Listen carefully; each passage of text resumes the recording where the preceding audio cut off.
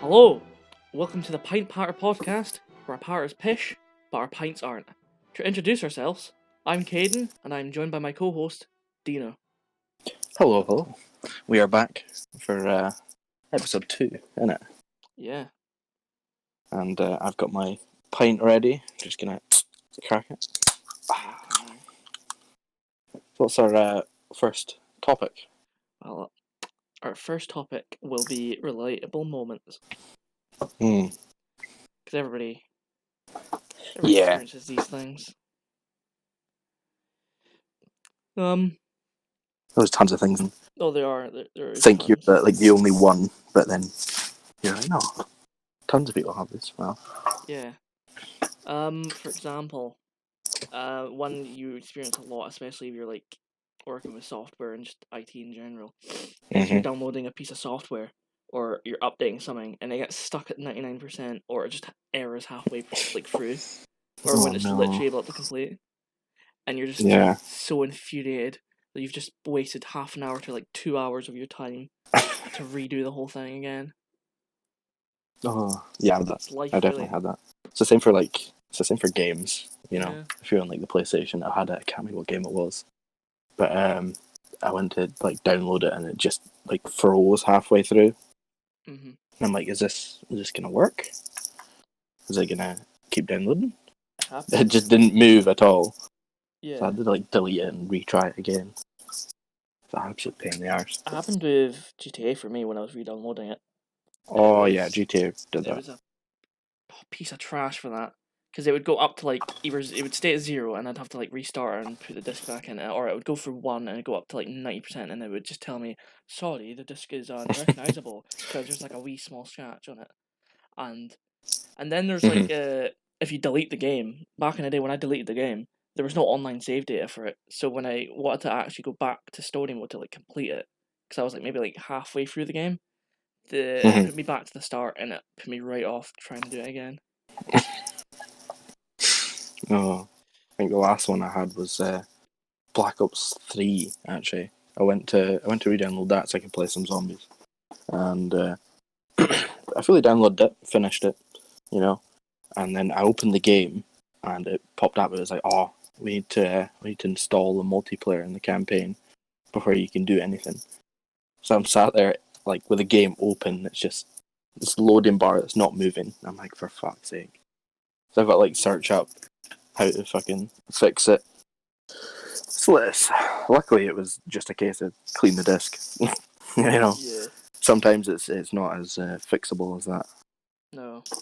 I'm glad I didn't have to re-download like 100 gigabytes. I suppose that's where digital comes in handy. It's just a longer wait time. Yeah.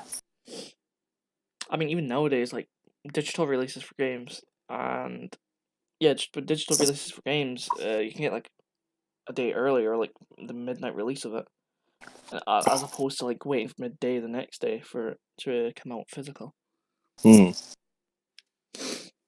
And even now with the PS5 coming out with like their digital version of the digital version,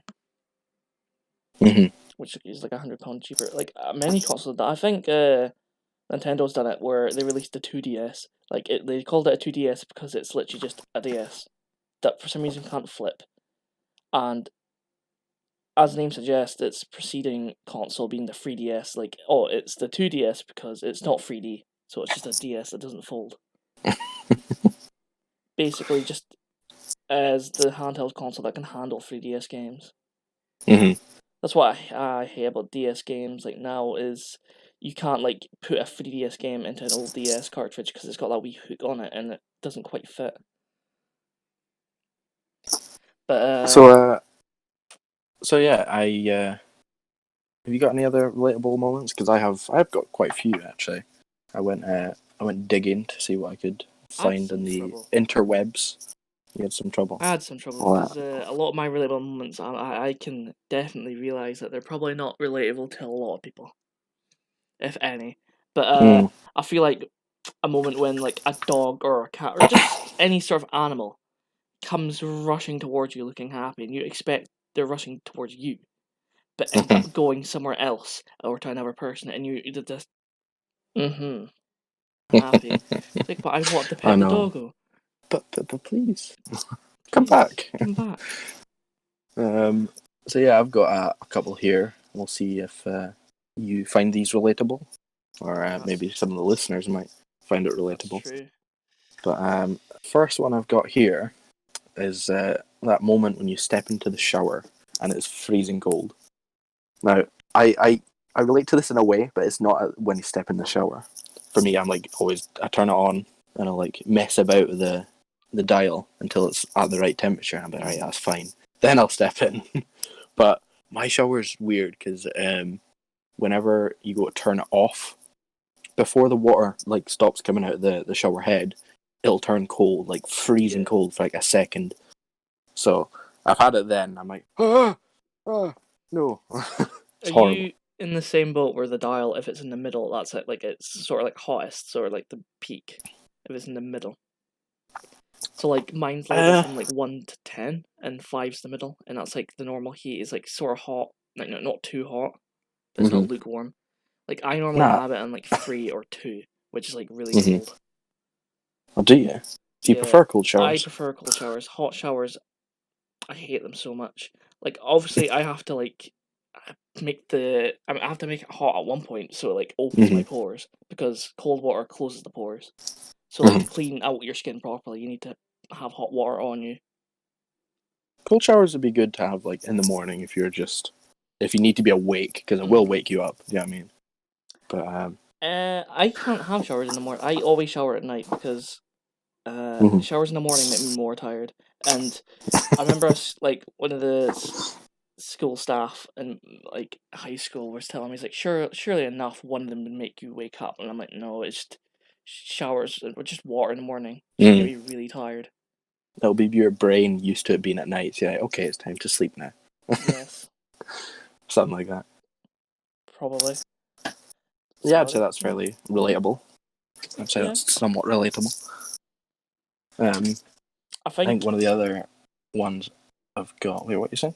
I was just thinking over like that joke people used to play in hours and like you see in shows and that where you're in a shower and it's hot and all that, and somebody comes and flushes the toilet and it gets all cold. I would assume. Oh no. I've had that happen to me like once, and I've done it to somebody once, and it was vice versa with me and my brother. We were Mm-hmm. in Musselburgh, I think it's called, near Mm. Edinburgh. That was an experience because it didn't change for me. Like it just went slightly colder, and I'm like, oh, there's no difference. But with him, he went from hot to cold immediately, and he was just, oh, You can just hear the fucking pain aye, they're having. So I've got another one here, right? And it's that moment when you go to hold the door for someone, but they're not close enough. So like they're in between that spot of oh, like they're not far away enough that you can just leave the door, carry on your day. But they're not close enough that you just hold it open for like a split second. Do you know what I mean? It's like yeah, that middle point. You're like, do I hold the door for them? It's a bit awkward. Or just vice versa when someone holds the door for you, and that you're like, were okay, I yeah. better I better rush quickly, just to get through the doorway. It's always the worst at college that I go to. There's Mm-hmm. like on the third floor. There's like a certain area, and then there's like this glass paneling with the glass door that's sometimes open, but other times you have to hold open. And Ah. every time I go there, there's always somebody coming from it or towards it from behind, Mm-hmm. and they're always never close enough for me to warrant uh, having the door open, but not so much that I'm an asshat that I will just not open it for them. My politeness just uh Kicks in. it just kicks in. I think most people do that. Most people are like, oh, it's courtesy to hold it open. You'd be surprised how many people I've watched when I'm knocking. I don't care if somebody holds the door open or not for me. I prefer opening my own door, to be honest. Mm-hmm. Which is weird Yeah. because we're some of us are just ingrained that we have to keep doors open because it's the right thing to do. Yet we might not want them to be open for us. And the amount of people I see who don't even look behind them when they're opening the door to check if anybody's like right behind them. It's ridiculous. I've had this, but like on like another level, because after I broke my ankle, right, and I was in crutches, Mm-hmm. I had someone hold the door open for me then, Mm-hmm. and it's worse because like you can't really move that fast when you're in crutches, so you're Yeah. like trying to speed up a little bit, but at the same time you're like, no, I need to take this carefully. You don't Yeah. injure yourself again. And so I'm like slightly speeding up, and the person holding the door was like, "Oh, now I feel bad because making you rush." Yeah. So it reminds me of like That was funny, but it when you have was to let people past in the cinema when you sat down with the seats that you pull down and your weight is oh what yeah, keeps them down. So when you go to sit up, the seat comes flying up with you and you have to like if you're a big person like myself, I have to like tuck in my belly and be like, "Oh, sorry, please, I don't want you to touch me. Ah, this is uncomfortable. Oh, I'm sorry." Or when I'm walking over people and I'm like, oh, "I'm sorry, my legs are touching yours. Oh, I'm sorry." Oh, oh man. Have you got any other um, relatable moments? mine's more of Second, a disgusting one. It's when you're oh, eating something and mm-hmm. there's a long disgusting hair you have to pluck from your mouth, uh, and uh, you can always feel it. And there's certain times where you can easily pluck out, and then there's either strands like the strand will have bits of food, like chunks of food on it, or it'll be completely mm, clean. But there's I know times what you mean. where you swallowed the food, but there's a hair left in your mouth, and you for some reason for like life of God you cannot get it out, and you spend like a good 5 minutes trying to get the hair because it's like dug into my gums or something, and it does my nothing. Yeah, that's grim. It is grim. It'd be even worse. Like if it's at home, and it's your own meal, it's not as bad, but it's still like disgusting, Mm. But if you're going out to eat and you're at like a restaurant and you see that, oh, that's even worse. Oh KFC are no, bad for that. I've seen. oh, are they? I think they are quite bad for that. Um, Oh dear. um, Actually, I've seen from statistics and like other like studies that fast food in general will contain an eerie amount of bodily fluids that should not belong in the food. Some of which may be R-rated to mention, but I'll leave it at that. Yeah, there's normally when you look at percentages of what's in food, it's not something you want to know really. Like in what chocolate, there's like fragments of insects in it, but they're Mm-hmm. not. You don't notice them when you're eating it. That's one thing, and two, it's not lethal or No. dangerous in any given way, so it doesn't really affect you. It's just knowing that there's an insect in possibly in your Nestle bar or fucking Galaxy chocolate. You're like, it's never bothered me. I don't eat chocolate anyway, so that doesn't bother me. Imagine you open a fucking bar of Galaxy and it's just a massive fuck off cockroach. Oh my god.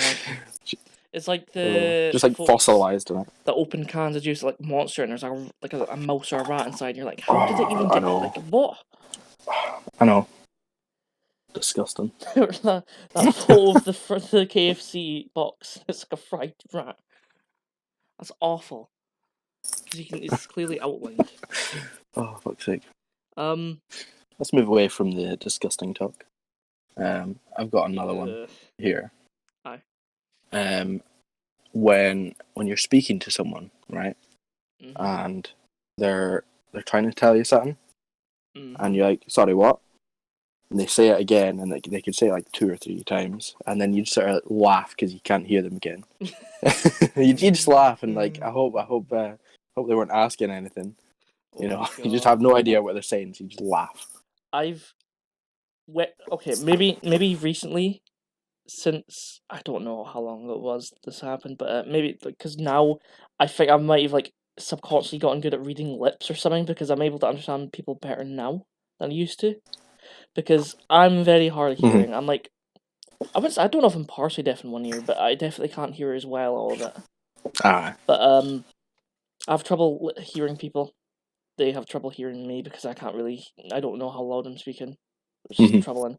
But I remember back at a wedding I went to, I was on I was on the bevies. Be good Aye. drunk, aye, On the and pints. the pints. Had a pint of Guinness. That was awful. I didn't like that. I was on the vodkas. Aye, the voddy lemons, Mhm. and a majority of the night was spent with me having blaring music in my ear. To which any given person that went to speak to me, I just went, yeah, I know what you mean. And all I'm hearing is, I'm like, I Oh, don't want to seem rude. unintelligible fucking noise. And it's Oh, really annoying because there was oh. a person I was speaking to about psychology a majority of the night where half of it I could not hear, and I was like, I would, Mhm. any other places would be great banter.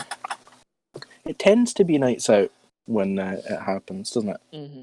That's why Like I prefer. when you're in a busy pub and there's tons of people talking, so you're I just feel that isn't as bad. It's places that, like, hmm. places that have I mean, music on, if you're like, in a place where there's music playing, mm-hmm.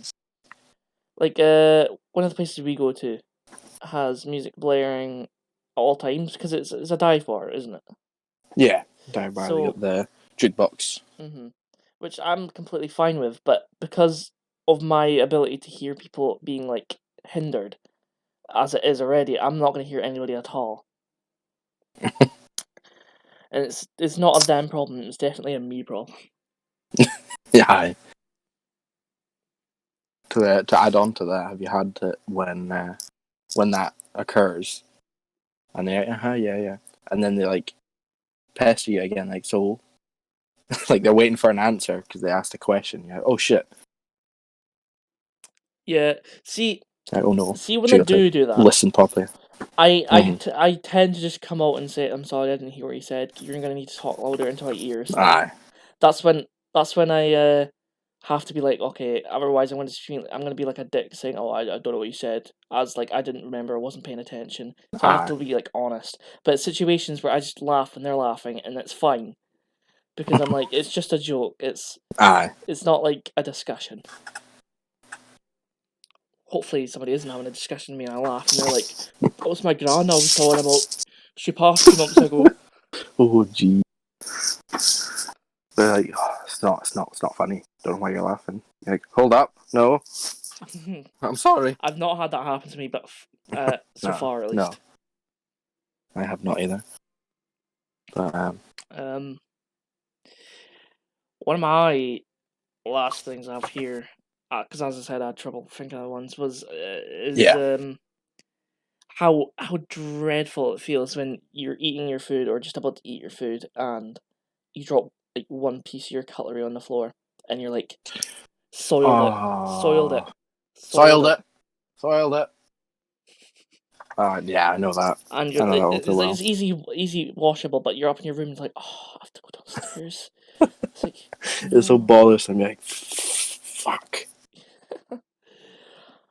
But it's not, it's like a first world problem. Oh, There's it's bad if it's like midway through a meal, don't even get me started. It's when you but drop see, your actual food. It's oh yeah, worse. mm. I remember going up the bray. At the bottom of the braes there's a KFC, and when we were going up it one day in a car, I saw somebody walking up it, and they had a KFC box, and I just saw it Hmm. fly out of their hands, and it was like a full meal. Didn't even get to eat any of it. Oh And you're no, just like, this just spent £7 on that, or whatever amount on that. mm. Feels bad. Paying for a meal like that and then watching it slip I've out your fingers.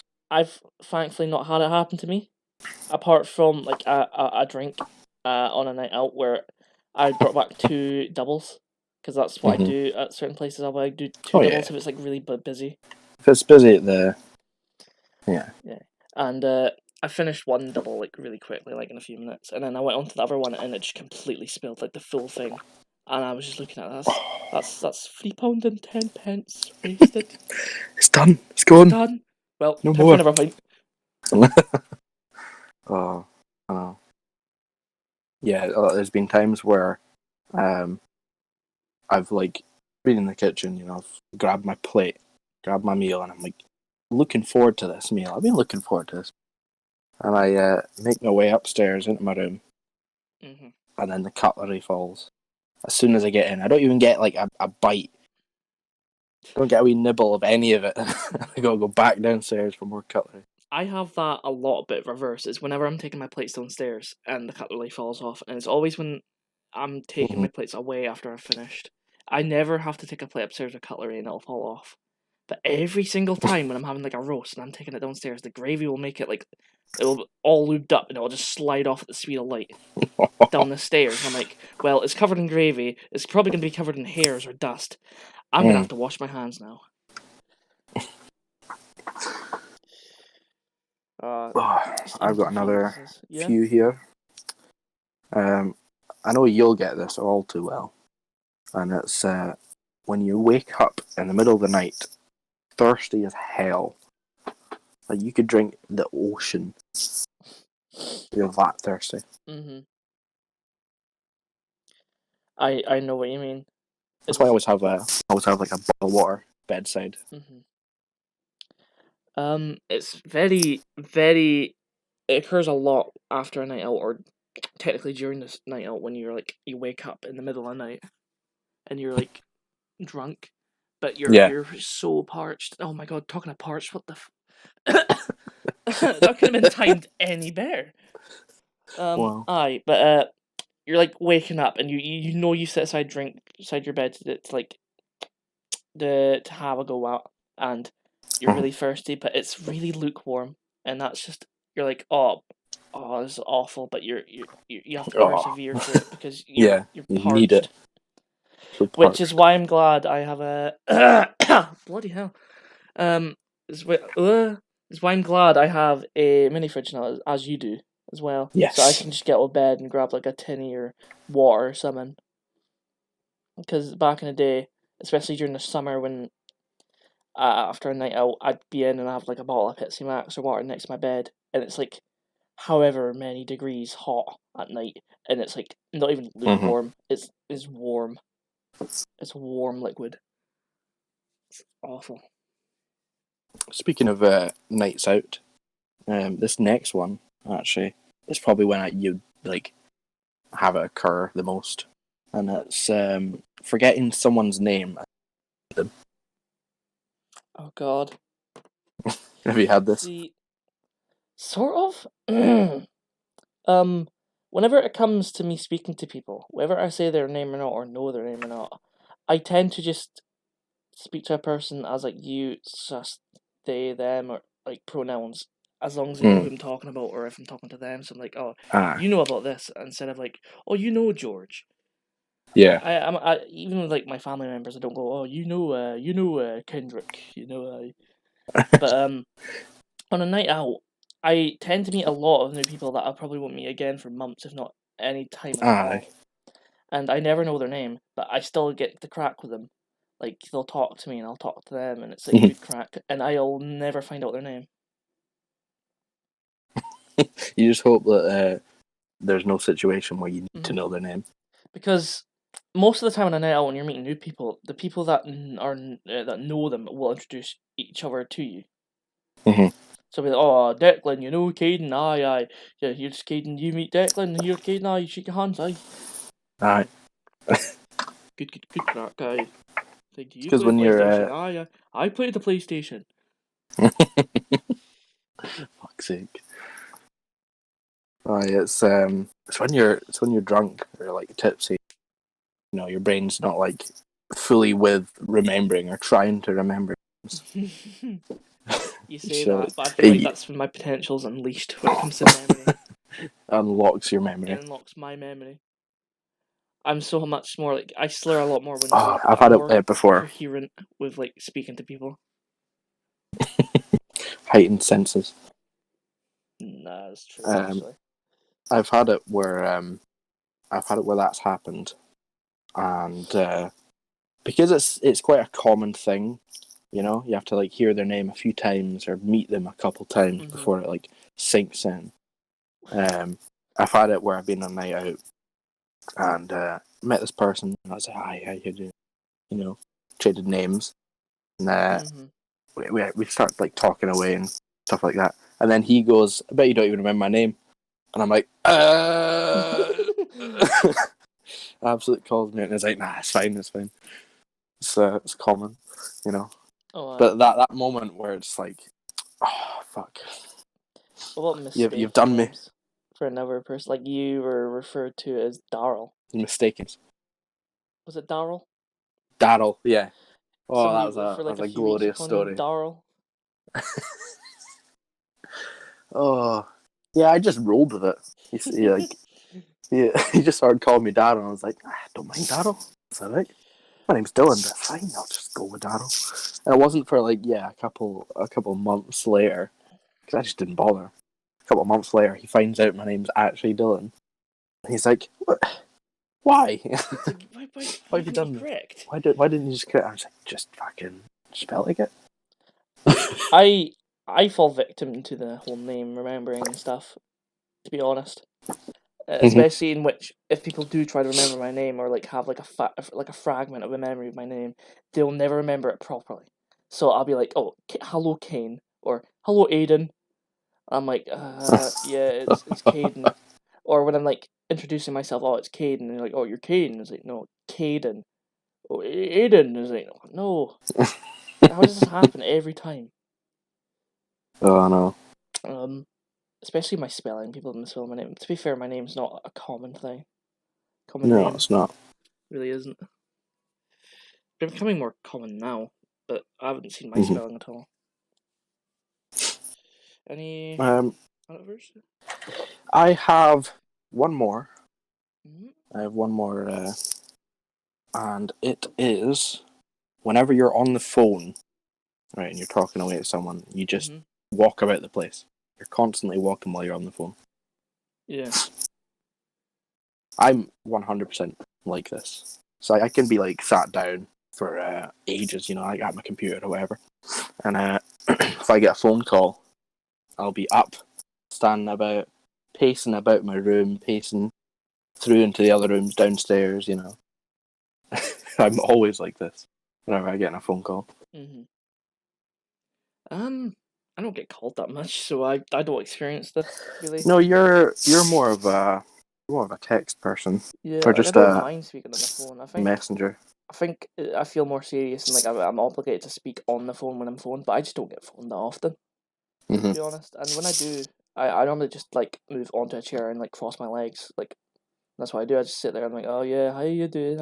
Oh, you're needing this? It's over there. I sort of chat. Hmm. Um, I don't really get phone calls, No. nor do I like pace around. I know a lot of people like have that. I've heard that. I see that on Hmm. Facebook a lot when somebody shares that like Tumblr Facebook page. Aye. And it's always like, oh, you know, whenever you pace that in, man, it's like you do like figure eights and all that, and like you feel like a bee doing their dance Yeah, I routine. always do it. Aye. I'm always conscious about it as well when I'm on the phone. So I'm like, why am I pacing about the room? And then I keep doing it. I don't know if it's like Maybe it's just a an feeling of anxious tenseness. thing, or yeah, maybe We're it could be talking something like phone. that. Aye. I can't imagine. What it'd be like if, say, I'm in a workplace and part of my job is to answer calls. Mm, If I just like answer the call and start trying to walk about with like the cord. this wire, the cord like pulling me back, and I'm like, oh shit, Oh can't do that. Not here. man, I wouldn't be able to But do that anyway. I wouldn't be able to memorize like, oh hello, welcome to Marks and Spencer's dispensary. I don't know. Don't know what chatter I'm speaking. I'm not even on the drink. pint But I partner. like I'm not good at memorizing anything. I can't even quote Mm. songs, so I'd be ass being a receptionist or anything. And like Oh, when somebody's speaking to me, or like, especially when I was in college classes, and some lecturers would expect you to like write as they're speaking to you, but yeah. luckily I didn't have that. But in high school, it happened a lot, where I can't write and listen to somebody at the same time. So by the time they finish their sentence, I know what they've talked about in subtext and like paraphrasing, but there's a lot of things that I might not remember. That would be Mm. better if it was just on paper, because by the time they spoke about it, I've probably forgotten a lot of it, unless I've like deeply invested in it.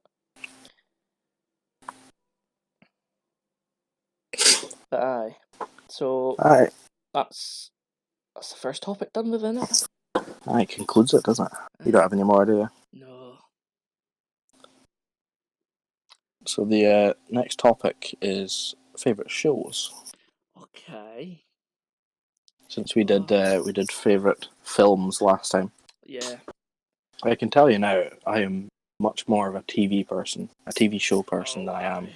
films. I do love going to the cinema and seeing films. Don't get me wrong, Mhm. but I don't know. I find there's a lot more shows that I'm into than there is films. I feel like there's a the way I explain my what warrant for TV shows over movies is like when you have a TV show, you put an episode on, it's 24 minutes, easy. You get through the first episode, you enjoyed that. Whether it's a sitcom or a build up to a story, the first episode will establish its points. You watch it and you can go, oh, I'll watch more later, or you can go, I fancy another episode. But with a Yeah, movie, you have to sit all the way through it, or stop at certain points. But then if you stop at certain points to watch the next day or later on, you'll forget stuff. then you either forget stuff or you don't feel as into it as you were. But with Yeah, you're TV not as shows, connected. you finish that episode, it finished its point, it finished Hmm. its theme, its episodic thing, its Yeah, storyline for that episode in particular. But with a concludes it movie, yeah. But with a movie, you have to sit all the way through it, or well. you risk not being as invested, and I'm bad for that. Hmm. On my place there. Hmm. So yeah, what's your favourite shows? Would you like to name your first one? Well, my first one's one I constantly rewatch almost every year since I watched it as a child was Static Shock, and it's a not very well known show in I can tell you, I don't. comparison. You wouldn't know. I wouldn't. Most people I know wouldn't know it really. And it's a DC cartoon, Oh and yeah. it is centered around a teenager called Virgil Hawkins, and he gets involved with the likes of gangbangers, basically. So Hmm. it's about the suburban hood. He's a person of color. He has his struggles and stuff. And this gang war that's going on that he shouldn't be in. He's a good kid. The only reason he's got into it is because he got bullied and he fought back, and another gang protected him. So he's sort of been indoctrined, like taken in by this other gang, and he's been sort of like peer pressured into participating in this gang war Hmm. in the first episode. And what happens is the facility that they're like having a shootout in or whatever, this like gas is released from whatever somebody destroyed by accident, and it creates it creates like it causes like a mutation in all the people who like inhale the gas or are exposed to it, and they become these like superpowered beings, or they change, and they're known as bang babies, I think they're called. Hmm. But basically, our main character Virgil now has the ability to manipulate electricity. However, he needs to have a source of it from somewhere, wherever he like drains a battery for his electricity or that, and he can Aye. manipulate.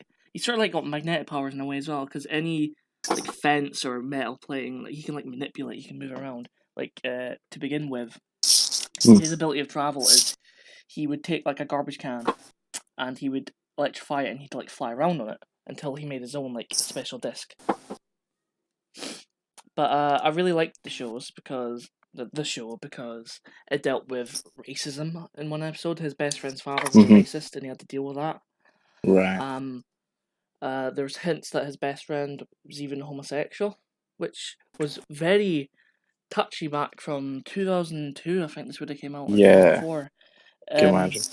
it was a really good show, and I really like understood how bad like suburban neighborhood kids would have it and stuff. There's an episode where it even deals with gun violence, where a kid who's bullied so often, a white kid who's bullied so often, is pushed to the point of taking his dad's gun, taking it to school, and thinking about shooting his bully,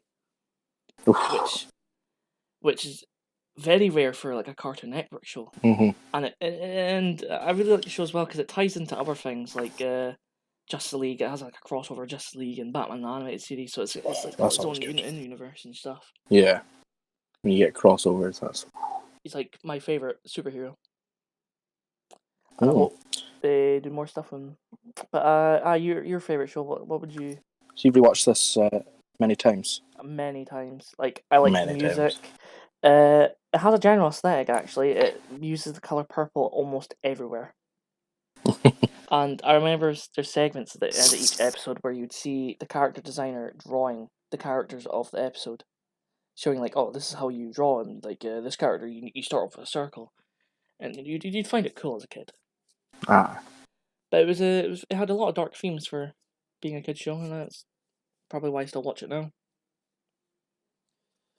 But yourself, what about you? What's also your favorite shows? oh, it's difficult to name like the number one favorite show, but I think the first one I'm gonna mention is Brooklyn Nine-Nine. Mm-hmm. Yeah, that's another one of those shows that is like 20 minutes long, 22 Yeah, minutes long. it's a situation You know, comedy, so like it's episodic in its plot lines, unless there's like a two-part yeah. one. I remember starting that like roughly I think when it came out. I remember seeing like the first season had been out, and there's quite a bit of hype around it. Mm-hmm. And like you look at the cast with Terry Crews and what. So I'm like, yeah, I'll give that a bash. Mm-hmm. And yeah, just since then, I think every season that's come out, I've gone and rewatched the seasons beforehand. I do that a lot. So, I better catch up with this. Mm-hmm. Just to like get yourself fresh with it as well. Yeah, I had But no, I love that show, and yeah. just the whole cast, the cop stories. There's a lot of good dynamics and stuff. Yeah, Mm-hmm. like I I think it's think really well done. my experience with that show was at first I wasn't too sure about it, and like I had to get used to like everyone's characters and like how Jake was and all that. But after like a few episodes, it was just all cool. Cool. No doubt, no doubt, no doubt, no doubt. Noise, toy. Obviously, Holt is a treasure. It's such a memorable show, and Yeah, Holt, yeah. Oh my. a lot of good guest appearances and stuff on it as well. Mm-hmm. There is. There's a crossover in season Oh yeah, like 5 yeah. Wasn't it Broadcast or with something? um, New Girl. New Girl, aye. New Girl. With that.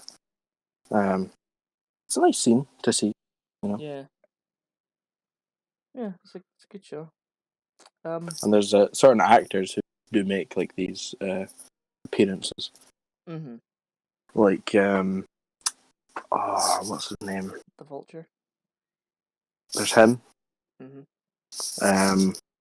In spoilers for anyone who hasn't watched it, but it's been a while. Pontiac Bangor. There's him too. There's some really good ones. God, so the more you think about it, there's them. There's that.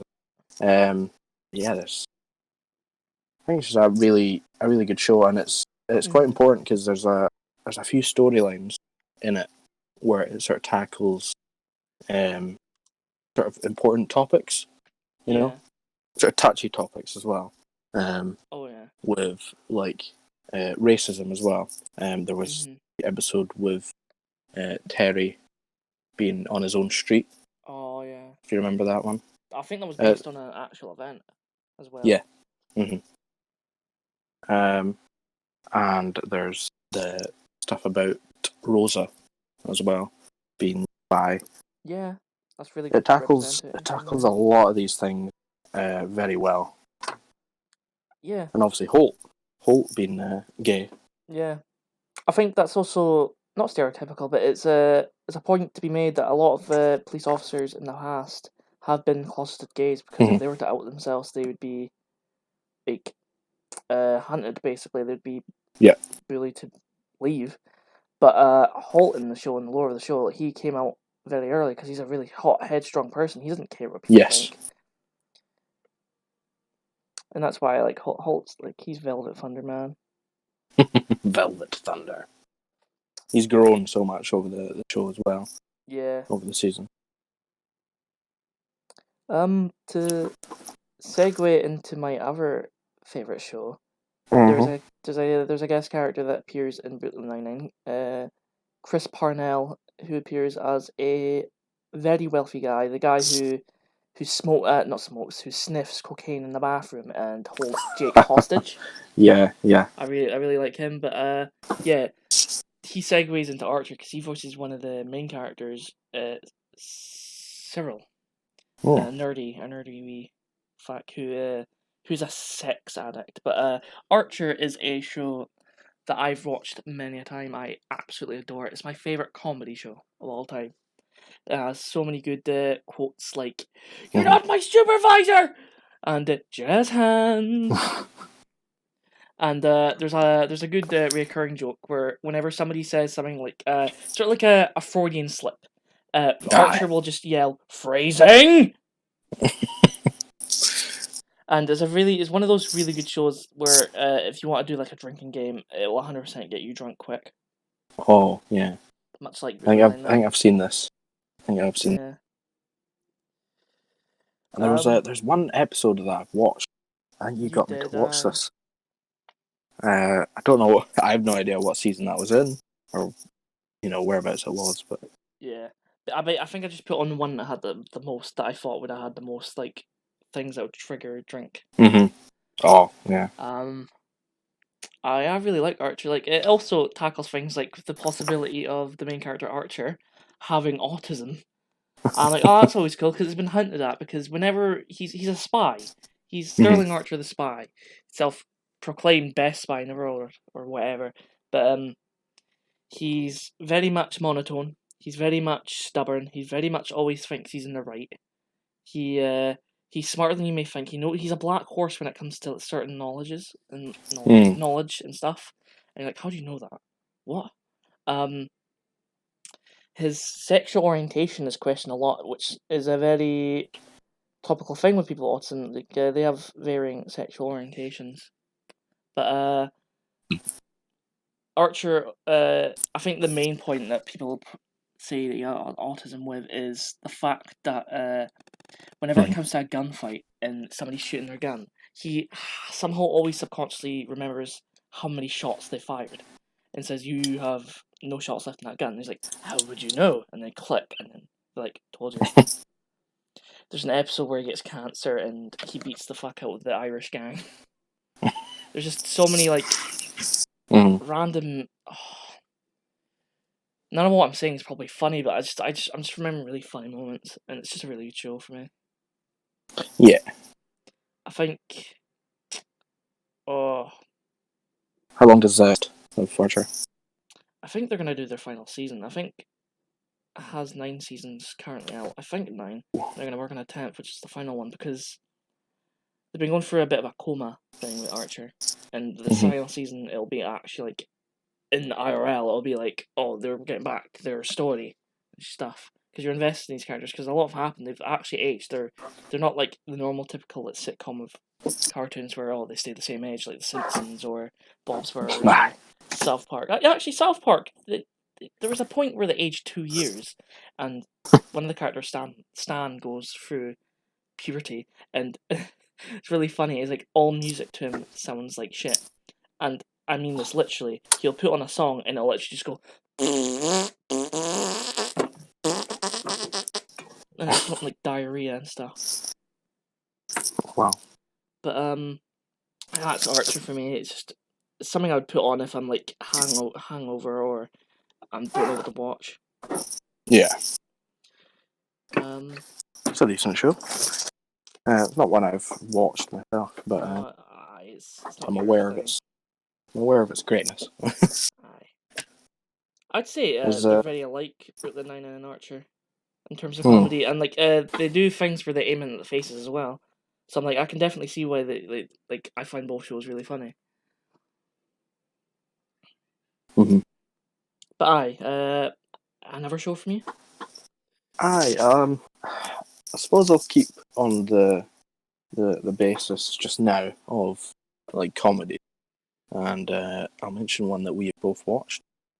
Actually, got me into The Office, US one. Aye, That is. aye. That's one that I got into after it had finished. You know, Good for years. I think it ended in 2014. 2014. Yeah, I think Gee, actually it might not. It might have been earlier than that. Let me check. Let me check. Let me check. It started 2005 and ended in 2014. mad. It is mad. But yeah, that's one of those shows that like everyone talks about. It's like you got to watch this. You know. Oh, aye. So yeah, eventually got round to it, and I believe the hype now. Oh, aye. It's one of my favorite shows. I think the humor in it is great between uh, a diverse cast in terms of their Mhm. humor. You know what I mean? There's no one who's like similar to each other. They all Mhm. hold their own Yeah. characteristics, which is important when you've got a show with Like many characters. Kevin, you could like be. Oh yeah, he's the big bumbling oaf who dropped his chili on the floor, but he's also apparently a gambling Mm-hmm. genius. Yeah, I love And that. then you have Love that Angela, theory. the clean freak, who's also a crazy cat lady who is very religious, Mm-hmm. who is very obsessive over the office parties. Yes. And I've seen a Um, controversial opinion with that is the office was better after Michael Scott left. really? Yes, and I'm like, I think I That is enjoy very. all the show as a whole. To be honest, like Yeah, I don't think I can see why people absolutely hated Andy Bernard when he when was he like the first came main in. guy. No, not when he first came in. When at the last point of the show, people really disliked him. Oh, wicked! Yeah, The because boss. he was the boss. Because spoiler warning for the show. Maybe turn off It's until gonna you've be watched it. a bit spoilers for like, all the shows we mentioned. Yeah, I So suppose. Um, with the office, obviously he became the boss. He went on that yacht trip or the boat trip, and he didn't come back. He left Erin by herself. mm, It was a bit of a dick move. Like he was abusing his power a lot. yeah, I think my favorite character from The Office, which isn't yours, was the one of the other bosses that came in. What's his name? I really liked him.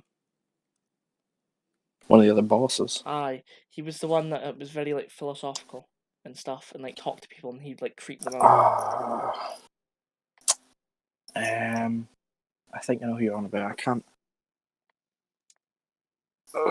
remember the name, but yeah. Robert California. That's Yes. it. Robert California. And then you have like appearances in the show you wouldn't expect. Like you have Nellie, who we know from Doctor Who as Donna. Mm-hmm. Yes, Donna. She was Yep, a really good role. I really liked her. she did. Obviously, our favorite power couple is Dwight and Jim. Of course. You gotta love the pranks. Even though it's subjective to talk about, like it's very much like inane how awful these pranks were and how far they went. Yeah. Sorry, I was tackling her. You speak more about Office. Yeah, like it's definitely just one of those ones which is in my favourites now after Mm-hmm. finishing it. I don't think any of the seasons for me let down or like were worse than others. I think I just enjoyed it like thoroughly right through.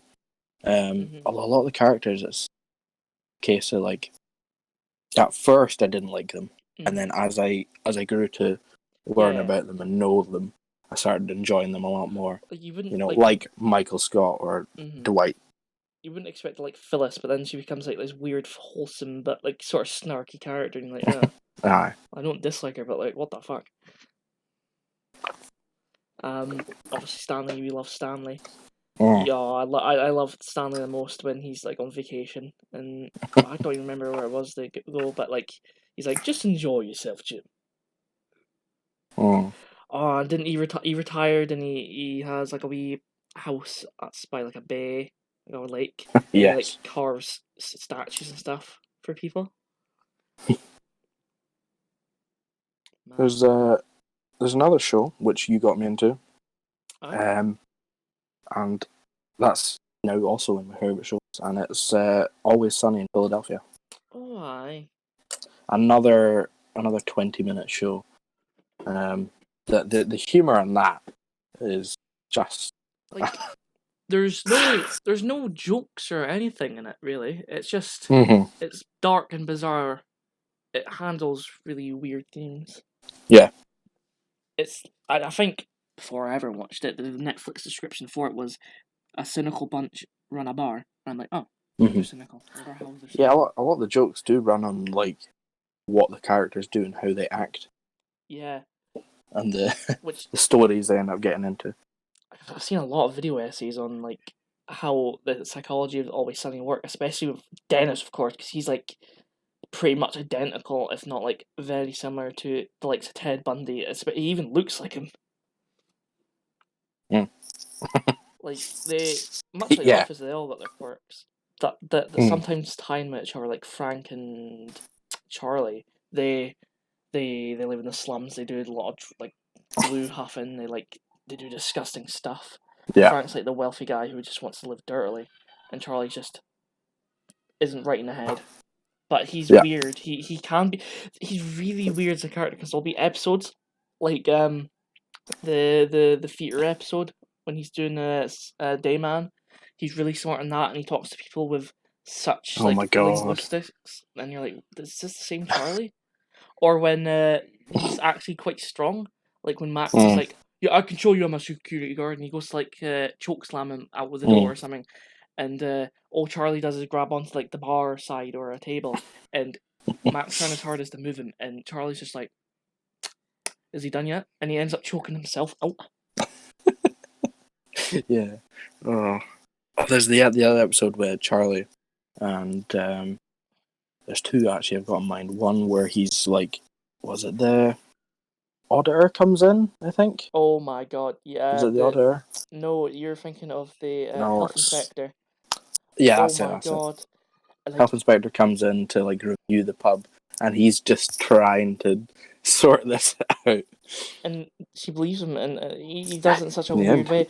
And then throughout the such a weird. episode, you see him constantly grab this one bar stool and then slam it into the ground. You're like, what is he doing? He does it like about 4 times, and I think it ends with Dee sitting on it after they're all done, and she Mhm. just falls over, and that was the whole point of it. Yeah, so he's like constantly running back and forth, and every time he like hits it just that one more time. Oh, Charlie and Frank, 100% best characters in the show. I think Frank Oh, might be my favorite just because Danny DeVito. mm, yes, Aye. it's a great show, and the humor is just something else. It's The darkness to it. outlandish. It's just not like it's not the norm. I Yeah. feel like they've sort of like taken that away with I think FX or somebody's got their hands on it now Mm-hmm. because I think the pilot for the show was like on like a less than $100 budget, Mm-hmm. and they just got picked up because like I think MTV or whoever was going to air them just really enjoyed the premise of it and just let them get away with anything they wanted. And Mm. something you always notice after season 2 is when Danny DeVito becomes a main character. They always put him as Danny DeVito guest starring. I was like, guest starring, mate. He's been in the show Nah, for 13 bloody seasons. He's a I main know character.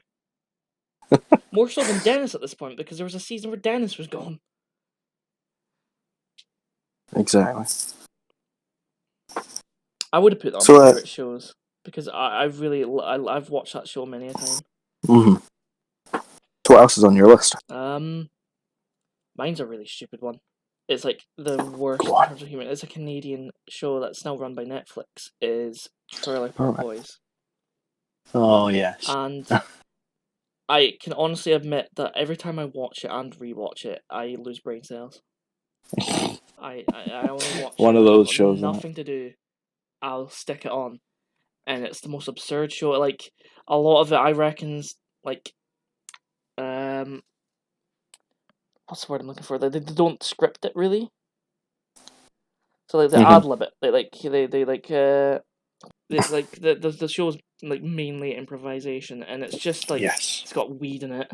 They're criminals. They constantly get sent to jail.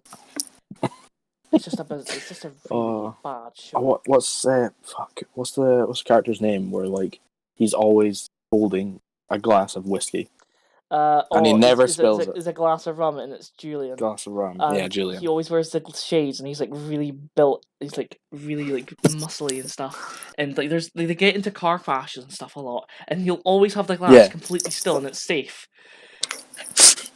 Oh my god, that's So I love the show. It's so quirky and stupid, Whoa. but it's just such stupid. Like there's a scene where this actually affects him, where he'll like um he's going to a place to get pills for his daughter for their baby, so he's looking for pills to help her, and he says Venus pills or instead of vagina pills or whatever, and they give Yeah. him penis enlargement pills, in which they then go to sell, and it's just it's not, I know what you mean. Yeah, just I love humor like that. Just like even the smallest of things just get you to laugh. pick someone Just your because own it's brain stupid. size. I've got quite a couple more shows here, and Aye. the rest of them are all shows which are about 40 minutes to 50 minutes in length per episode. Mhm.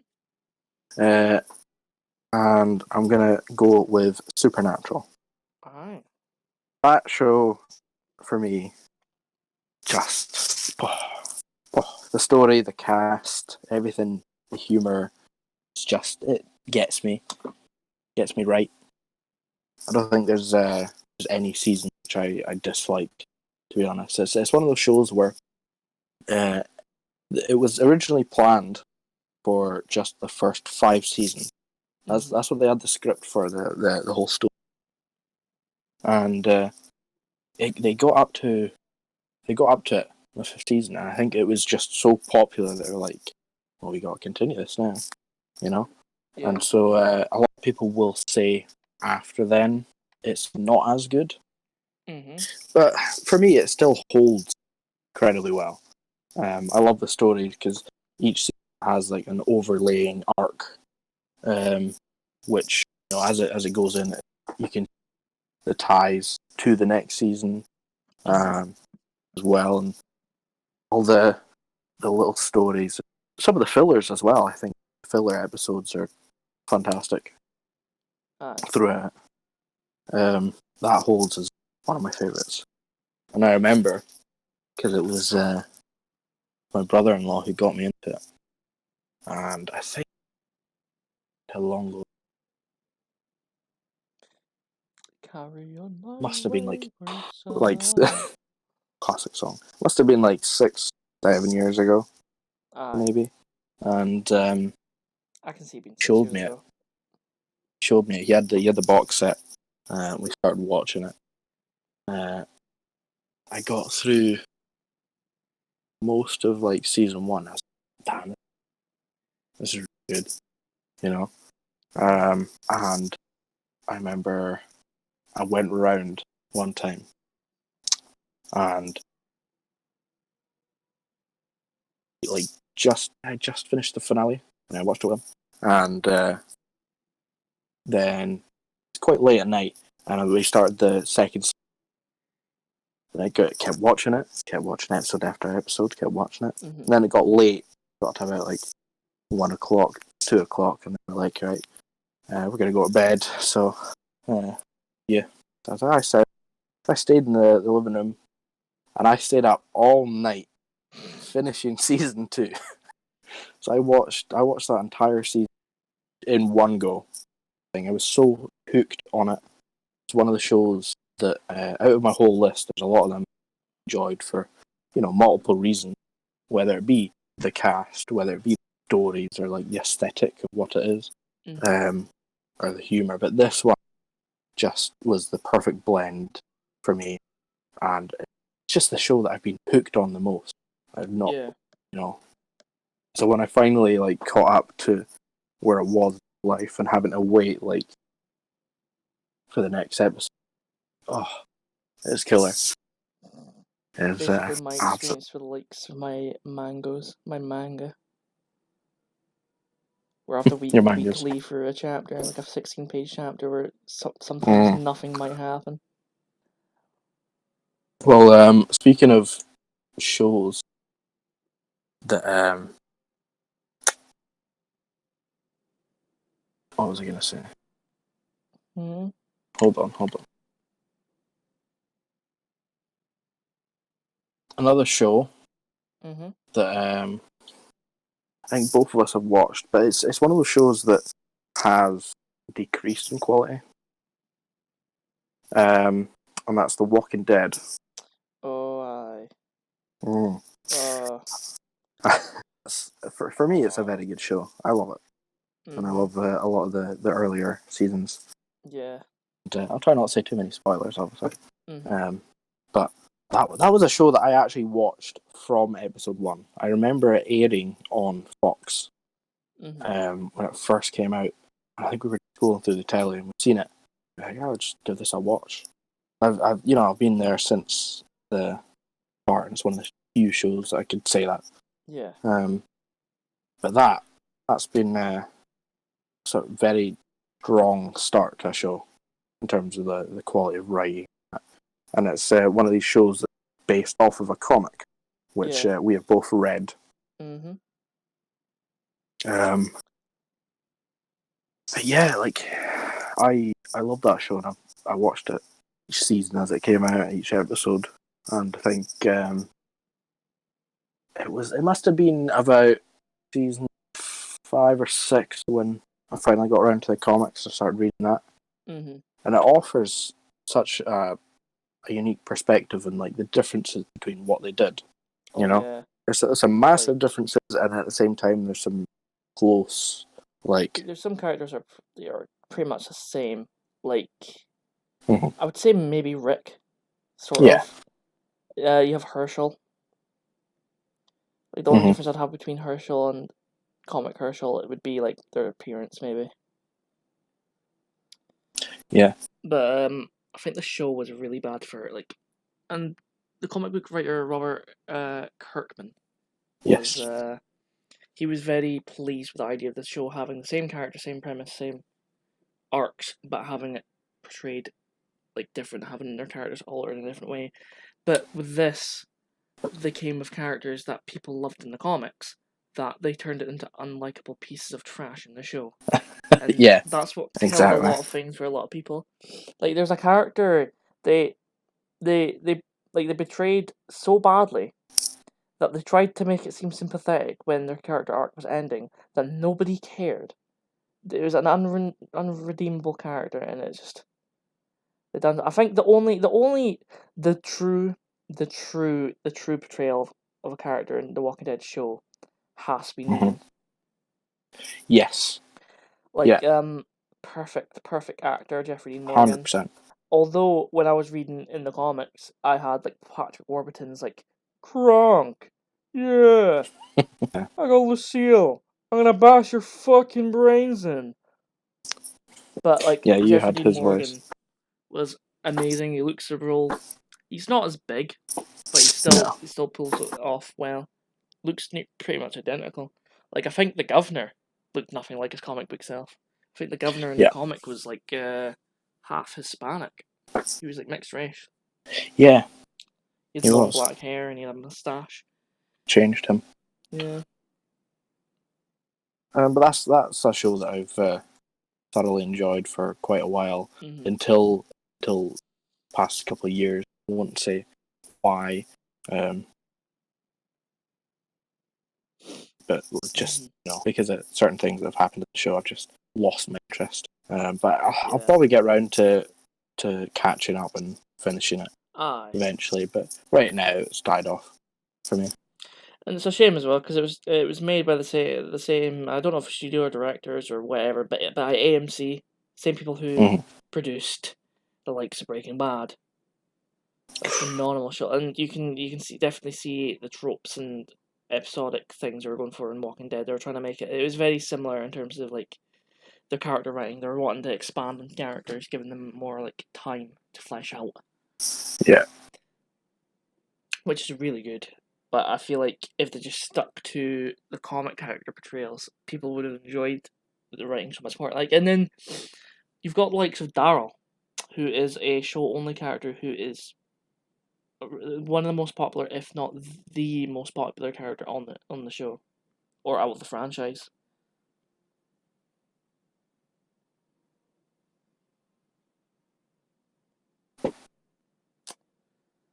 So what's your? Have you got any more favorite shows? I could say so many more shows, but I only put like 4 on my list. I could like mention like the likes of JoJo's, Hunter x Hunter, but those are animes. Those aren't English speaking ones, so I'll leave them out for maybe something else.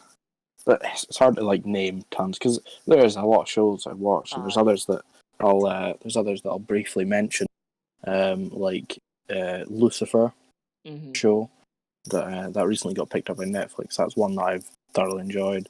There's another one which is in Amazon Prime, it's an Amazon original, and that's High Castle. There's shows like that, and another big one, How I Met Your Mother, which is finished now. That was one that I really enjoyed. There's tons of shows I could mention. Like I don't want to go into too much.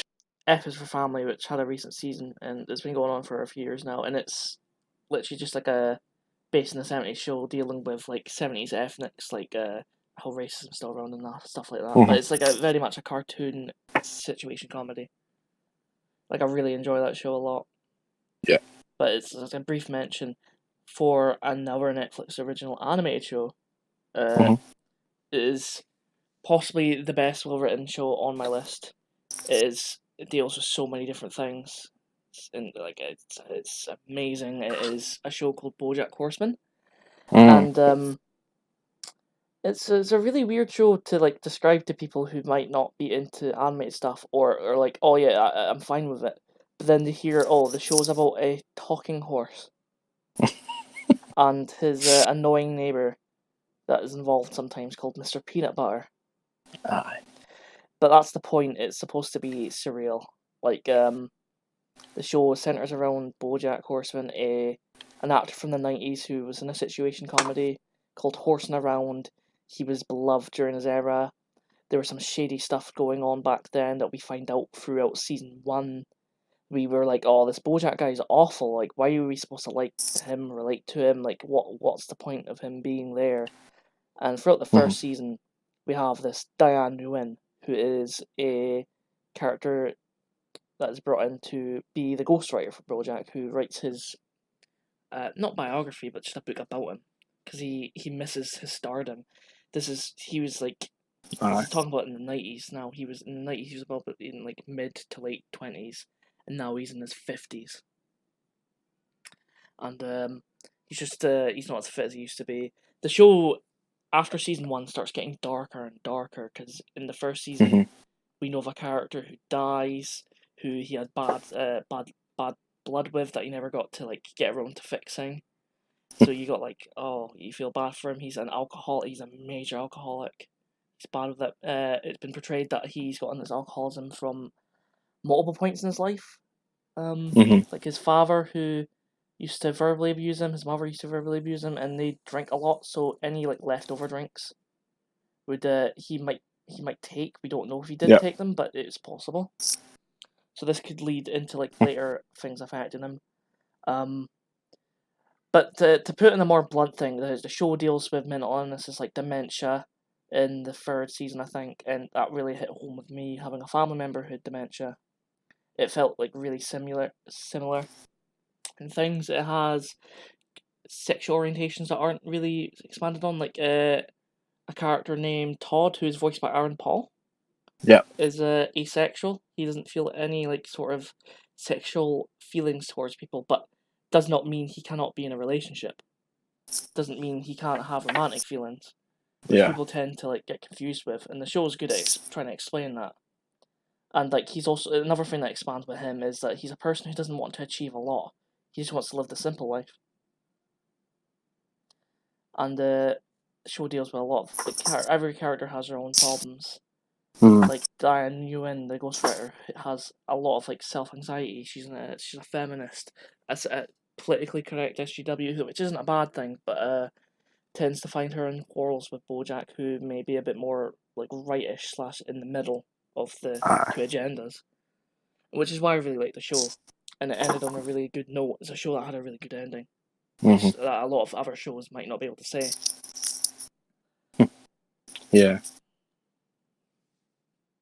But that's BoJack. I could That's talk a BoJack. lot about it, but it I can is supposed tell. to be a comedy. It does have episodes where it's like, oh, it follows Todd and his antics, but there's like Mm-hmm. hidden meanings a lot of the time.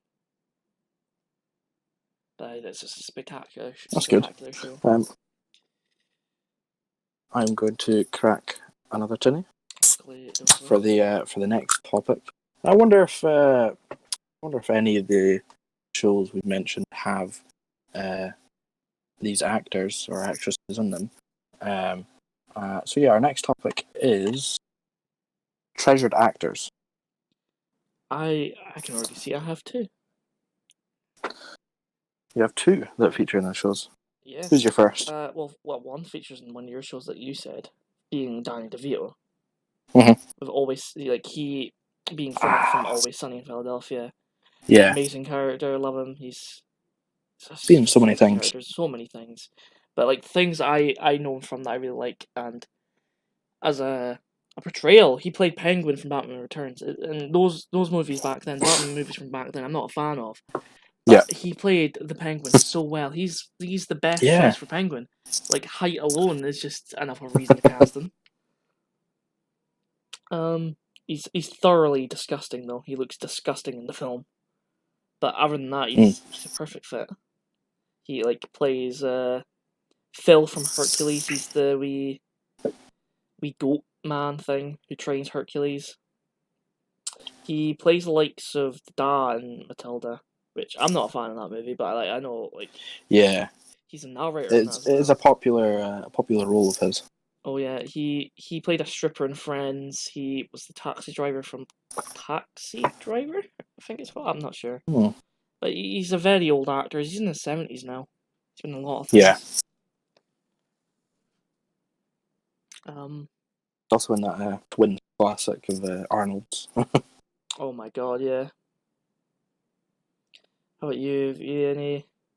I'd say in terms of like older actors who have been in an absolute ton of films, stuff like that. My first one is Jim Carrey, an absolutely well loved actor who's been in so many shows, so many films, and like iconic ones as well. Like the Mask I mentioned, the last episode, the Grinch. I love that performance. To be honest, I think Yeah. like all those performances are so like electric. He has this like charisma about him. It's like Mhm. enthusiastic charisma, which as an actor nowadays, have you heard about the stuff about him nowadays? Like he's in a really weird place mentally. Yeah, he's in a weird spot. Well, saying that, his film that he was in, Sonic, I went to that, and yeah, that's a strong performance from him, actually. From what I've seen in the trailers, yeah, he for a lot of people is the saving grace for that movie, or was going to be unless they changed its design, Mm-hmm. which happened. They changed the design. People really liked the movie. One of the more recent ones as well he was in, which is a funny funny performance from, and it's Kick-Ass. Oh, Kick-Ass 2. I check remember this when we too. were watching that, and I'm looking at the cast, like, so Jim Carrey's in this, and you were like, aye, and I'm like, who? And it was one of the guys that Kick-Ass works with in the film, the Yeah, army guy, and I was like, I could not for the life of me recognize him. He looked more like Johnny Knoxville to me than he did Jim Carrey, and I don't know. It was so weird for me. yeah. I think from his early stuff, like his prime film, the newer ones, I think I still love him. So I think he's mhm. a treasured He's actor. very much a comedy actor. He's in a lot of like comedy films, but I don't know if you've seen a film in which it's completely serious. But there's a film he was in called The Number 27, I think, Hmm. and my brother got me to watch that, and I actually quite enjoyed it. And it is such a weird, dark movie. Mm. Um, but it's all about like the number. Jim Carrey's like obsessed with the number 27. He keeps seeing number 23. Sorry, he keeps seeing it everywhere. Ah, 23. And it's a psychological thriller. He's like, he sees it in a book. His acting in that is so much different, completely serious. It's just Mm. he's a completely different person when he isn't being his like Ace Ventura self. Yeah. Who else have you got in your treasured actor? I've got one that's purely a voice actor, but I treasure him anyway. And Okay. he is the main. He's the lead voice actor for Static, or Virgil Hawkins from Static Shock. Hmm. Phil Lamar, who is also known for playing Hermes from Futurama, for his iconic "Me man witch." Oh, Ah, man. baby, if there's one Hermes thing is I great. know what to do, it is to limbo. A great character. He Hermes. plays Hermes. Hermes. I'm a Hermes. Hermes Who else does he Conrad. play? He plays Samurai Jack from Samurai Jack. Does he? Yes, you'd never guess that at all. Like No. the character barely speaks in the show as it is, but like he does a really good job at voicing him. He's very stoic sounding. Um, Hmm. my favorite Green Lantern he plays is John Stewart from Justice League. He plays the Green Lantern in that. I Hmm. always enjoyed that show. I always enjoyed his like performance. He's got a really like nice deep voice. He's got like that good tone for certain characters. Yet he can play somebody like Virgil who has no deep voice. It's like really like light in tone. He's got a good range essentially, Hmm. and yeah, he's the only voice actor in my list. Although there are others who have voiced characters. Ah. Any others from you? Yeah, in terms of, I think there's only one here who featured in like one of my favorite shows, and that's Terry Crews. Mm-hmm. Um, like I love him in Brooklyn Nine-Nine. Like just so nice, and he's also quite the eccentric character. You know, Yeah. he can be anyway. He was also in the film White Chicks, which is Yeah. probably one of his most popular roles I think he's been in. Mm-hmm. And that the performance in that I thought was absolutely excellent. Like Remember it's so humorous, and the song, the iconic scene where he's singing the Vanessa Oh my god, yeah. Vanessa like a Vanessa something song. Yeah. Yeah, that that's an iconic role. He has a minor role in Deadpool 2. Does, and that's uh, that was a funny one. Yeah, that was. Doesn't he get hit by a bus or something? Pretty sure he gets hit by a bus. That's a really Yeah, funny one. the main point, like I think main point, what they tried to do with Deadpool 2 is like portray this like really awesome cast, The X Force, cool gang. yeah, we're the Yeah, X Force. the X Force. We're this popular faction in the comic books. We're introducing it in this film, and then you see what happens in the film. And you're like, oh, Yeah, okay then. Yeah, that was even great. with the likes of The guy that is invisible. His power is he's invisible, and he's played by Brad Pitt or somebody. And Yes. they pay him for the 1 second of like cameo you see when he's electrocuted. Because when he's electrocuted, he goes from invisible to normal. Yeah. Oh, you got Bill Skarsgård as Summongeist. Mhm. Can't remember. It's a cool name, but he's in it. He plays Pennywise from it. There's a lot of high tier actors in that. Yeah. Terry Crews also featured in Expendables, Mhm. which has got quite a high cast, Oh yeah. like quite highly known actors in that. I think performance on that is very. Anybody who's buff and has been in an action movie will probably be in Aye, Expendables. that's why he suits it. Yeah, man. And then one of the films that we watched a couple of years back, roughly when it came out, Ridiculous Six. Oh my god, the pianist. That was a oh my god, yeah, that was such a like stupid humor film that just got me. Oh yeah, like the hanging scene with the hillbilly character, and he just swings Yeah, like, "Hey, starts mama, swinging. can you see me?" Oh Oh, god. yeah, so Terry Crews is another one. Mine. Ah. I've also got uh, Robin Williams down Mhm. as a like treasured actor for me. Yeah. Like Phenomenal actor. the amount of films I've seen of his, um, and like I You'd think say that's his most popular. yeah, I would say so. It's either between that or probably Jumanji. I think. Yeah. I think Um, I feel like there's other films that he's more popular, but I would have to agree with Mrs. Doubtfire actually. Now that I think about it, because he's in the likes of mhm.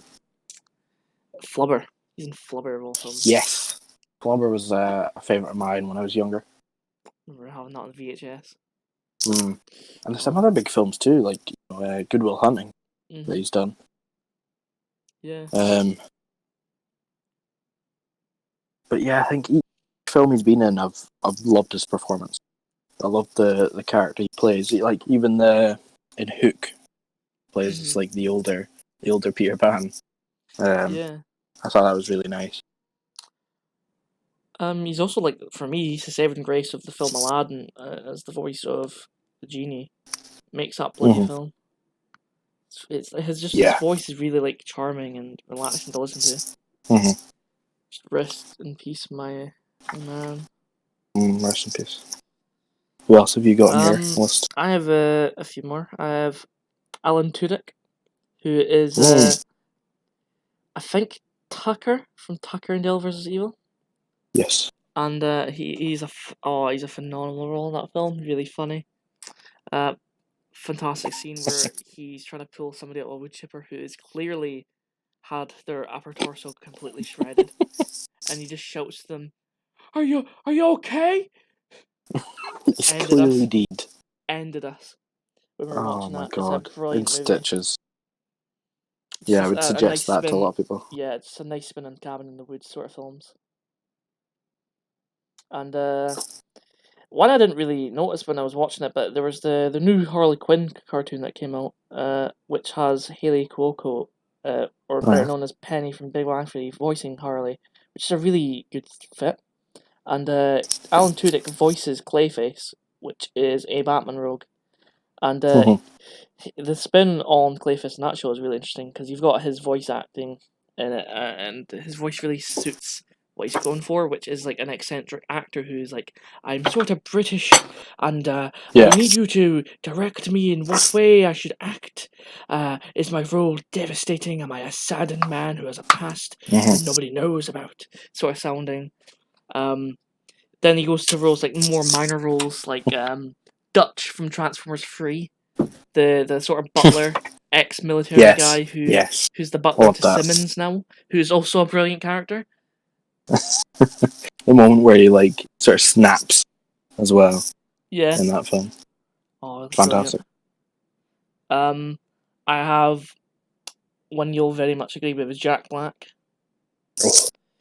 Yeah. who I love. I know him most from being Po from Kung Fu Panda, mostly because that's the movie I watched first with him in it, and then after that film I seen Tenacious D with him being Iconic film. Jables, which is also a phenomenal film. He's Dewey from School of Rock. Like he always has these music eccentric movies that he plays in, but apart from Kung Fu Panda, where he's just a martial artist panda. Yeah. All he is, School of really. Rock was that came out before the Tenacious D film, right? No, I think School of Rock was like 2007 and Tenacious D was Really? 2004. I can Gee. check. 2003 actually, no, you might be right. Oh, was it? 2003 and then Tenacious D was it 2004? 2006. Bloody hell, 3 years after. Don't know why I feel that's older, but aye. Yeah, Two no, spectacular films about music. very much. And my final treasured actor Go on. will be probably one of my favourite actors of all time, if not just my favourite actor, is Mark Hamill. And not quite for the roles you'd expect from, like, I wouldn't say Luke Skywalker. That's not why I know him for. Definitely his most He's popular. most popular. Like, apart from being in Last Jedi and Rise of Skywalker, he doesn't really seem like the same person he was when he was Luke Skywalker when he first played him. He's a completely different person from then, Yeah. especially voice wise.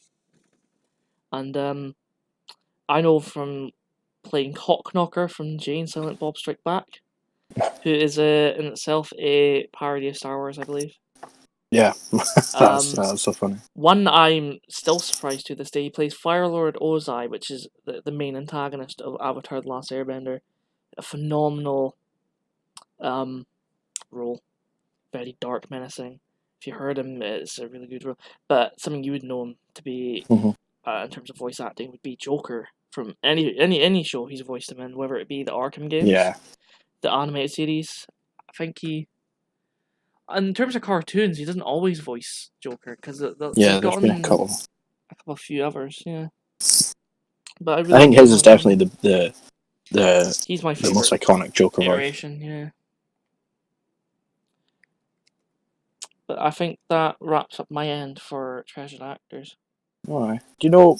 I'm pretty sure Carmel actually voiced a couple side small characters within Star Wars as well. Yes, Like specifically the newer ones yes. in Mandalorian. Oh, in Too. Mandalorian. Yeah, he voiced someone in I don't know who it was. But, I know he voiced a character in Rise of the Skywalker that I noticed immediately, and I had to tell everybody after the film.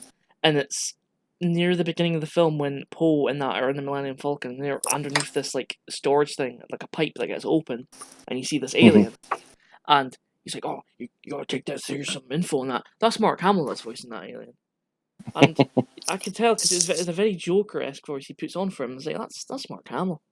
yeah. There's a lot of hidden actors in Star Wars. Like in Force Awakens, you got Simon Pegg as the that's free portions guy who gives Rey the portions. At the start. Free portions. Yeah, I have one more treasured actor, and it's probably the most unexpected one out of the lot. Out of the lot, and it is Shia LaBeouf. Believe it or not, I think his most well-known roles is in Transformers. That trilogy. It's one of those ones where like a lot of people don't. They're not a fan of the Transformers. What Michael Bay done, and a lot of people will just be like, there's no real need for the human in it. You know what I mean? Be about the Transformers, but no, I actually enjoyed that trilogy, and specifically, I did enjoy the family. Yeah, I feel like he was the perfect fit for a human character. Mm-hmm. Which was weird when Mark Hamill took over for him. I know my brother really enjoys, like, he prefers Mark Hamill, but it's like, I don't want an action man human. I want a relatable person who's reacting to Transformers fighting. I don't want him to be a part of the fight. Like, I don't mind when Shia LaBeouf, like, is carrying on, like, the Allspark or whatever, or has to, like, help Yeah. revive Optimus Prime for a battle. Just as long as he isn't directly fighting a Transformer, I'm fine. Hmm.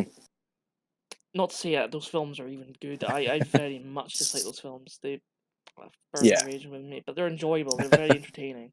Yes. Yes. But yeah, I don't know what it is about Shia LaBeouf. I really enjoyed what he done, and the sort of humor as well. Mm-hmm. Some of the jokes, and just his general acting, I find is interesting to me. Mm-hmm. He also played in Holes, a film I watched Yes, when I was younger. it's a movie I never got to watch.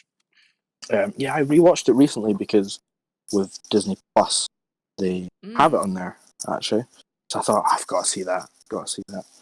Yeah. And yeah, it's just also another role that I really enjoyed. And he's been in a couple films here and there, but like smaller roles, popular. And he very when you listen to interviews with him and like just him generally, he's such an interesting person. Mm-hmm. I find, and he's very dedicated to his work. Yeah. Um, I don't know if you've heard about his newest film that he's been in. He's going to be in. I think I it's think coming out so. this year, and it's called The Tax Collector. Mm. And it shows like how dedicated he is to his work because he plays as like this tax collector. He plays this guy, um, and generally in real life got a full body tattoo. So from like the top of his chest right down to the bottom Yeah. stomach, he got a full tattoo just to portray this character. Like, So like that's mental. see, like, if you compare his 2011 self to now, even like in 2016, I think it was, or Yeah. 2015, even then he's an extremely different person because he has a beard now. I think he's Mm-hmm. buff. He's Yes. he's he's been in music videos with that Chandelier girl or whatever her name is. Oh yeah. Yeah. He was in the music It video was for it was that. a, it was a really weird music, not a Yeah. weird music video. It had a narrative to it, but like I feel like he's a more complex person than what people might expect him to be from coming from films like. I feel like he's the Jim Carrey of our new generation. He's became what Jim Mm. Carrey is now early. He's Yes. definitely been affected, like He, mentally. he's definitely one of these ones that I'm looking forward to seeing him Mhm. in more films. And I think Tax Collector is the one that I'll have an eye on. Yeah. His dedication as well. There was a film he was in called Fury, Mhm. and there's stories of that film, and that he was in like the makeup department. They had to put like cuts on him for for part of the film, and uh, look at it, and they'd be like, "Oh yeah, it looks good." It's like, no, it doesn't. Doesn't look real, you know. So he generally like goes out and he says to one of the guys or someone who's like walking about and he's like, "Do you want to see something cool? Watch this." And he's like actually cuts himself with a knife in his face so that he could get like the proper realistic cuts, you know. Mhm. And I'm pretty sure he actually pulled out one of his bottom teeth, one of his tooth, to just for this role. Mhm. So he's just one that I've got an admiration for. These like the method actors are truly something else. Like you have like the likes Mm-hmm. I think Heath Ledger I think locked himself away for weeks at a time to be Joker and stuff like that. Or Yep. you got like Tom Cruise who does his own stunts like to the point where he's attached to the plane in Mission Impossible. That's actually him. He does a lot of like dangerous stuff. You've got Christian Bale who Yeah. can like go from being as thin as a stick to putting Yeah. on His like being overweight to going to really muscly for Batman. his weight changes through different roles is I think it insane. was the Wicker Man. I think it was he was in or something similar to that candle. But does that Is there anything else, or does No, that wrap us up? I think Excellent. So that wraps us up for yeah, the so last topic we have. yeah, hobbies or interests that we miss in lockdown. Mm, yeah, Um, I've just got there's a lot of things. yeah, What have you got? I've just got the two. Like there's things that don't really hinder me a lot in terms of lockdown, apart from like, obviously socializing. I've just Yeah, got two. I feel like you're gonna have more, or at least more complicated ones, which I'm gonna let you go yeah, ahead and say at least two before I go and say one of mine. yeah. I think one of mine are two of mine because they can be quite tied together. And that's like going out and watching football. Mhm. Right. That's something that, as a football fan, it's quite often go out and do that, and it's always on like every weekend, or when it's the European games. They're through the week, so a lot of the time you'll message your mates and be like, "You want to watch this game? Go out and watch it." Aye, sound. And you'll Aye. go out, and especially if you're like both supporting the same team, right? You'll go to a pub that has it on. You catch a couple of drinks or all Aye. that, and a lot of the time we'll go to a place that has pool table, Mhm. which is another thing that I miss. Yeah. Just going out and playing pool. Um, Something that take a while before it comes back. And football is back just now, but it's not the same as like going out and socialising. While watching it. I think that I don't know if it was the same night for pool, but it was one of the last two nights that we had before lockdown started. Was me, you, and your bandmate playing pool, Yes, and we all we went. were playing it. It was all good fun.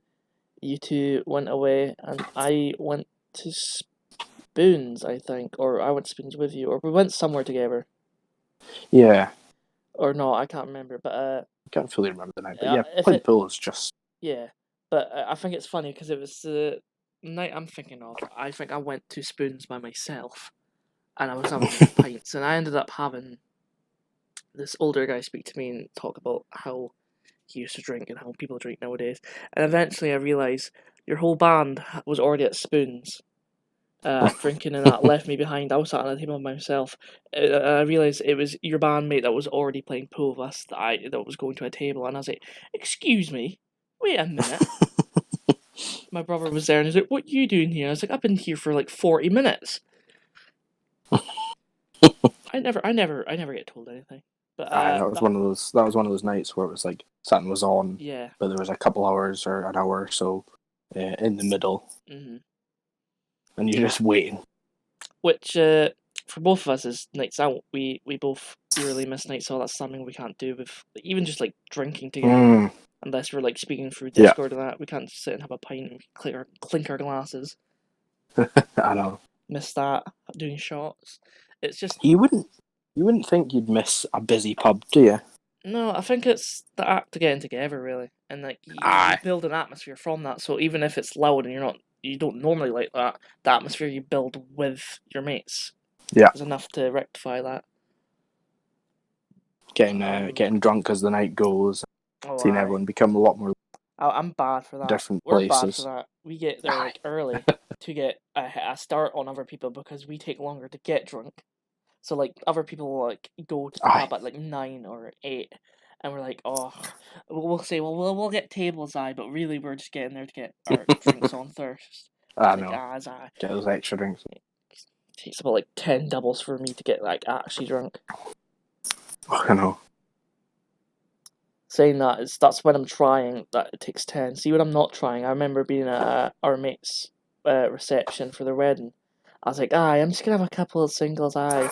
Have a nice time. Those like free singles ruined me because I wasn't intending to get drunk, which led to me during their dance standing in the middle of a group with another person who's quite loud, shouting at him, going na na na na na na na na na na.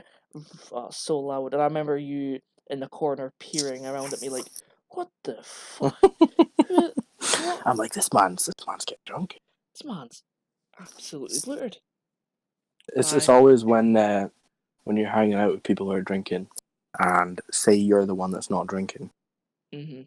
Like normally, if you're both drinking at the same time, you're both getting a head on, you're both getting drunk, and it just feels like the same level. You know, Mhm. you don't really notice too much in terms of being drunk We're or the other bad. person being drunk. But when you're sober and you people get in there, you're like, gee, Like more oh times my. than not, one of us is the one getting drunk and the other one isn't. See when like it's on my birthday or your Yeah, birthday, we'll both get drunk. But someone's behind. see when we're just on a random night out, one of us will get drunk and one of us won't. A majority of the time that I come out with you, I'll end up being sort of sober. I'll be tipsy, but Mhm. you'll be blurted and like foxes buying me drinks right, left, and center, trying to get me drunk. And I'm like, mate, I know. please. Um, I'll be the same. Like there'll be times, for the boxing night I was really drunk. I was trying to get you to drink, and you're like, no, no, Yes. no, no, no. And Yeah. I mean, I think the last gig I went to, I really enjoyed it. Was the Below the Net gig. I think it was Below the Net. yes. Yes, it Uh, was in the Market Bar, and you were getting a up, very getting your small place. drinks. I was Atmosphere was. really good, headbanging. I was completely sober. I looked to my left. You were drenched in sweat from headbanging. You were drunk. You were giving me the good old slap in the back. It's like, yeah, yeah, yeah, man, screamo. That's not quite what it was like. But... Nah, yeah, you were.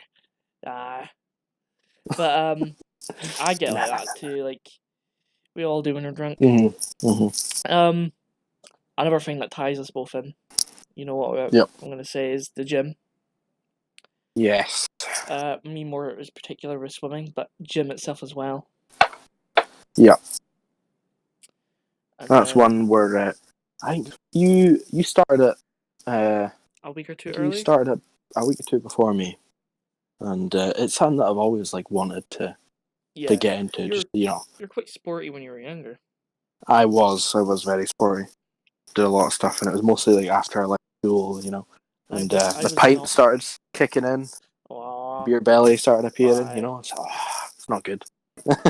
So yeah, like not too long before the lockdown.